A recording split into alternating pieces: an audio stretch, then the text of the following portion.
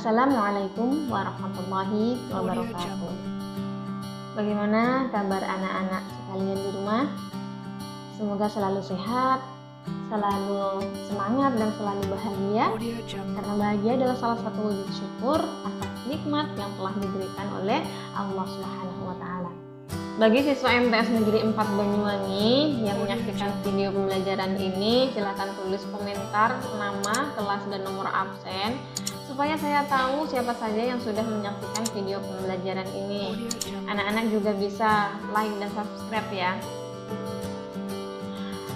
Di video sebelumnya kita telah mempelajari tentang teks berita, apa itu teks berita, kemudian ciri-cirinya, strukturnya, kaidah kebahasaannya. Kita juga sudah menganalisis contoh lengkapnya gitu ya. Nah, di video kali ini kita akan mempelajari tentang bab baru, yaitu iklan, slogan, dan poster.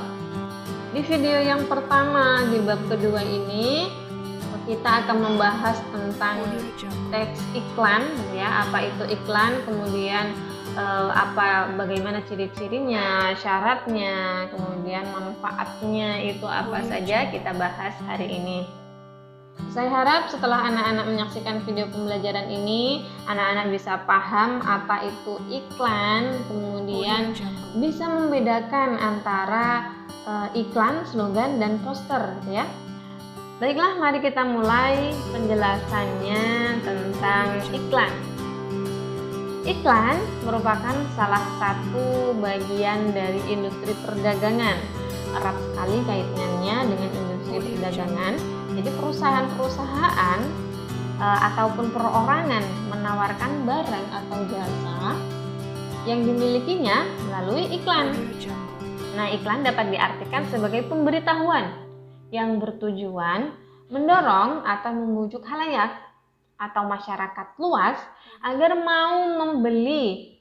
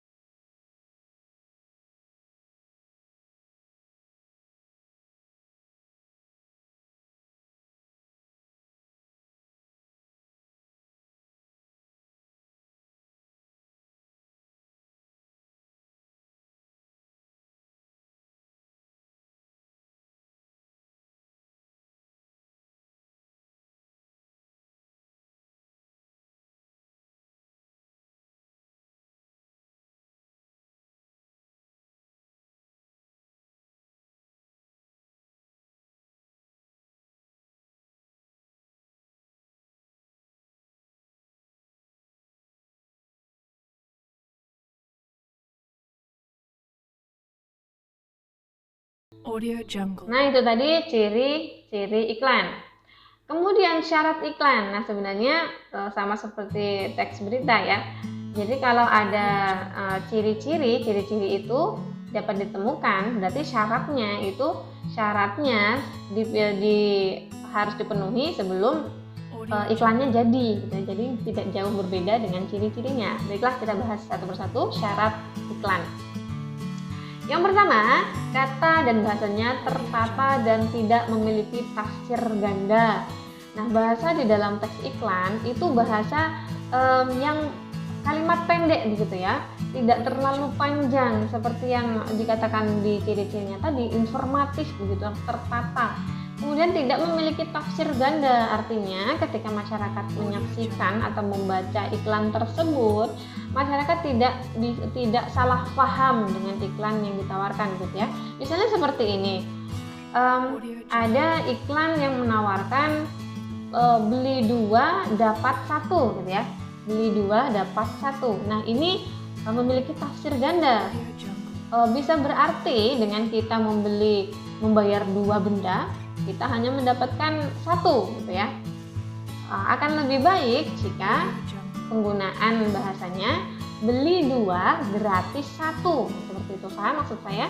Jadi ketika ada kata gratis, berarti dengan kita membeli dua produk gitu, kita akan mendapatkan 3 produk dijumlahkan dengan 1 yang gratis. Sementara yang tadi beli 2 dapat 1 bisa saja diartikan kita membeli 2 produk tetapi hanya mendapatkan 1 produk saja, seperti itu.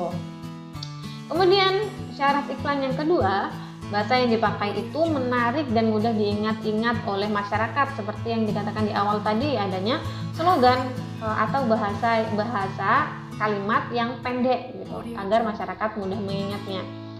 Syarat yang ketiga, tidak boleh merendahkan atau menghina produk sejenis dari perusahaan lain. Nah, misalnya iklan itu ingin menawarkan produk sabun gitu ya, sabun atau sampo. Nah, di dalam teks iklan itu tidak boleh ada kata-kata misalnya sampo A ini lebih bagus dari sampo B, misalnya seperti itu. Itu tidak boleh. Tapi boleh misalnya mengatakan seperti ini.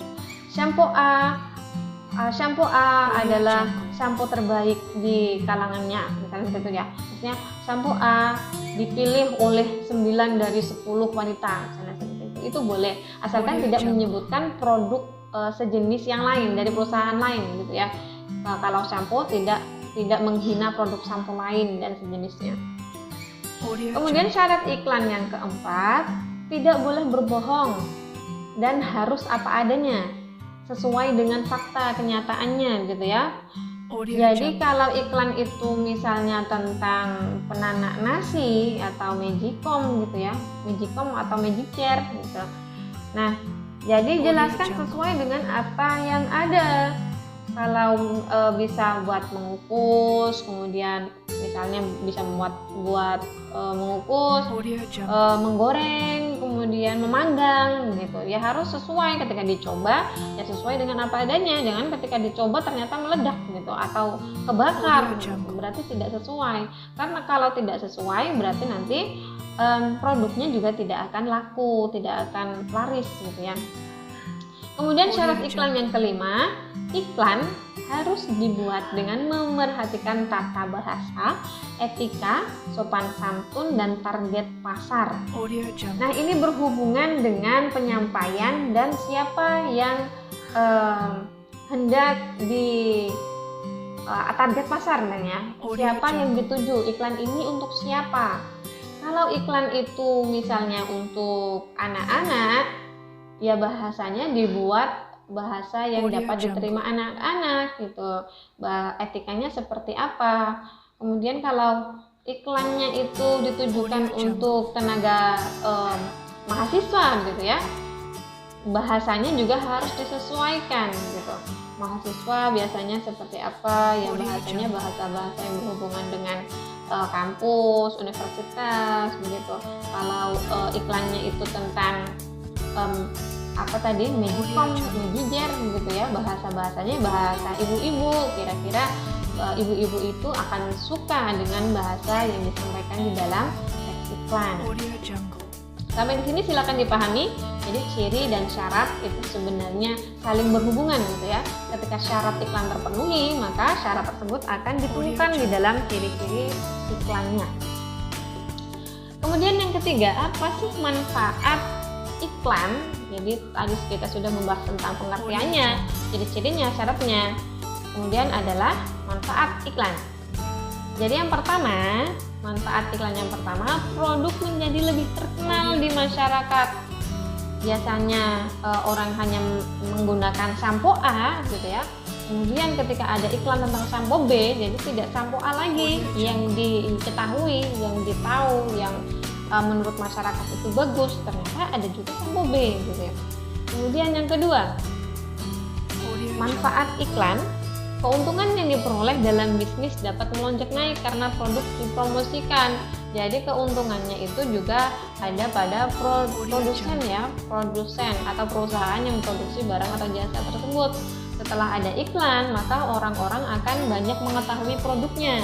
Dengan demikian, masyarakat juga ingin tingkat konsumsi masyarakat tentang produk tersebut juga akan meningkat, sehingga keuntungan perusahaan juga meningkat seperti itu. Berikut ini saya sampaikan video iklan di televisi. Silakan diperhatikan sesuai dengan materi yang saya sampaikan sebelumnya. Cocok apa tidak gitu ya. Sari wangi baru dengan warna teh yang lebih pas dari 100% teh asli serta rasa yang lebih segar. Baru Sari Wangi.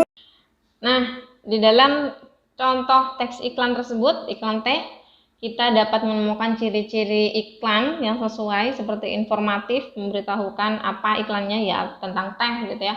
Kemudian bahasanya itu mudah sekali dimengerti gitu, apalagi didukung dengan ada tulisannya gitu ya. Kemudian ada slogan dapat diingat. Kalau tadi slogan tehnya adalah 100% teh asli. Nah, itu adalah slogan yang mudah diingat masyarakat. Kemudian seluruhnya itu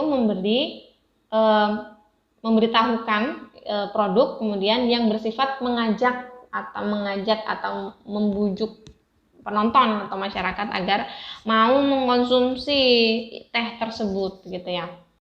Nah, bagaimana kalau contohnya seperti ini? Sprite nyatanya nyegerin.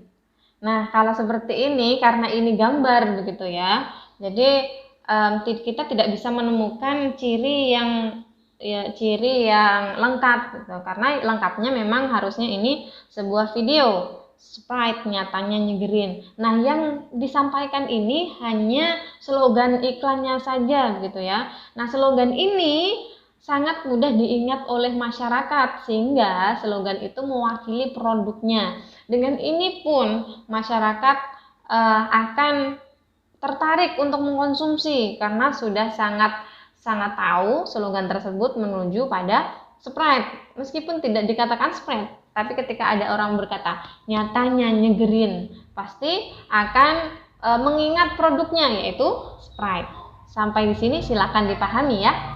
Banyak sekali produk-produk iklan, maksudnya iklan yang anak-anak bisa temukan, baik itu berupa teks ataupun teks, kemudian gambar ataupun video, apalagi di televisi banyak sekali iklan.